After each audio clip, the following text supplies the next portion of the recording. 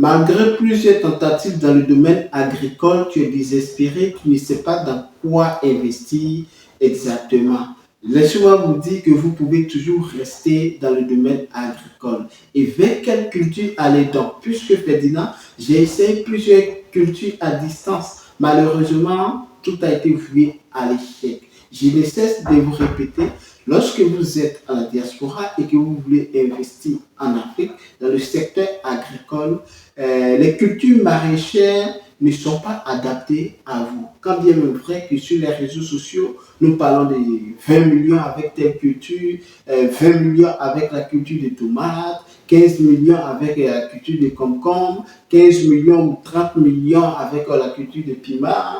Je peux en citer plusieurs chez-là. Donc, avec cela, vous avez vu que ce sont des potentiels que, évidemment, vous pouvez multiplier facilement votre argent. Le problème est que vous êtes en Europe, vous êtes aux États-Unis, vous êtes au Canada, vous avez même pris des gens, des ingénieurs, des personnes de qualité pour pouvoir commencer votre projet. Malheureusement, vous n'avez pas eu gain de cause. Cette vidéo s'adresse à vous principalement, membres de la diaspora. Investissez plutôt dans ces cultures dont depuis longtemps je ne fais que parler de ça sur cette chaîne. Évidemment, des cultures pérennes. Moi, je suis Kwame Ferdinand, je suis agripreneur et je suis négociant de matières premières spécialisé dans les cultures pérennes telles que le cacao, le café, les noix de cajou, les palmiers à huile. Dans ce numéro, nous allons parler du business en or de la Kola Nitida. Kola Nitida, généralement connue sous le nom tout simplement Kola en Afrique de l'Ouest, en Côte d'Ivoire généralement. Nous ne connaissons pas d'autres appellations en dehors de cela, mais ces noix de cola, nous constatons, et généralement, ce sont ces colas-là qui sont beaucoup à la base des différentes traditions. On donne dans les différentes cérémonies de dot où les parents coquent et passent par là pour des rituels et autres. Il faut savoir que, mine de rien, ce cola-là est un business très caché qui rend riche beaucoup de personnes. Lorsque nous étions enfants, nous voyons souvent des vieilles personnes qui vendent quelques sacs de cola par-ci, par-là. Pour nous, ce n'était pas une activité lucrative parce que nous sommes trop concentrés sur le cacao. Par contre, en interligne, évidemment, dans nos différents champs de cacao, nous mettons où il y a forcément par la nature les colatiers qui grandissent, qui poussent et qui donnent surtout. Mais nous récoltons, nos parents ne se focalisaient pas dessus. Nous, enfants, on se promenait pour récolter cela et on se faisait un peu d'argent de poche. Donc, après longtemps, j'ai réfléchi à cela, je me suis concentré combien est-ce que ce cola-là puisse apporter. Et après avoir plus approfondi mes recherches, j'ai constaté que dans le secteur de la transformation, la cola est beaucoup utilisée. Donc, j'ai eu à faire des idées de business en or ou des idées de business à développer dans le secteur du cola que vous pouvez regarder dans cette même chaîne Entrepreneuriat sans frontières. Cette vidéo est répartie à deux volets, la production et la transformation. Mais pour des raisons un peu plus stratégiques, je ne rentre pas plus en détail, mais je vous donne des aperçus, juste des déclics afin de vous orienter. Et si vous voulez aller plus en détail, vous pouvez me contacter et ensemble nous allons discuter.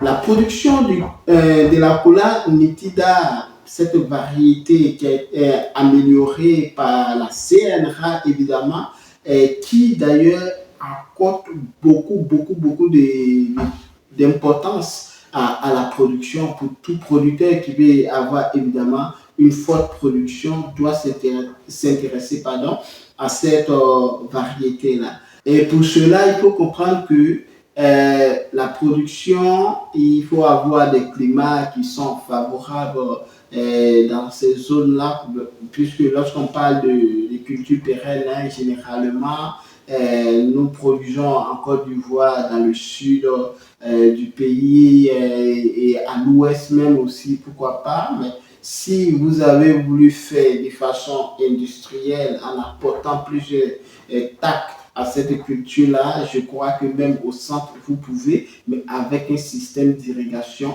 des points. Bon. Et donc, ici, pour la culture, il faut comprendre que pour une bonne variété, vous pouvez avoir 3,5 à 5 tonnes l'hectare. Généralement, les écartements qui sont utilisés est tout simplement 10 mètres de longueur, 10 mètres de largeur. D'autres personnes, ne respectant même pas cela, prennent plutôt 8 mètres de longueur, 8 mètres de largeur, qui d'ailleurs rentre toujours dans ce système-là. Et pour pouvoir produire encore plus intensif, d'autres même vont jusqu'à 7 mètres ou 6 mètres entre interlignes. Alors, quelle distance que je peux vous conseiller? Il est préférable de se concentrer peut-être sur 8 mètres de longueur, sur 8 mètres de largeur. Cela peut être plus favorable pour vous et cette culture-là. Alors, pour cela, on peut obtenir facilement entre 200 à 256 pieds l'hectare. Là, il faut compter à partir de 7 mètres, 7 ou 8 mètres sur 8. Alors, pour le tonnage, on avait dit que c'était à 3 à 5 tonnes l'hectare. Et lorsque nous finissons cela, à quel moment la coula nitida rentre en production exactement? Là encore, pour les impatients, ça va les décourager. Toutes les cultures que je suis en train de citer ici rentrent généralement en production à partir de 3 ans ou 4 ans. Mais pour la coula, nous allons essayer de caler à partir de 5 à 6e année qui va rentrer en production.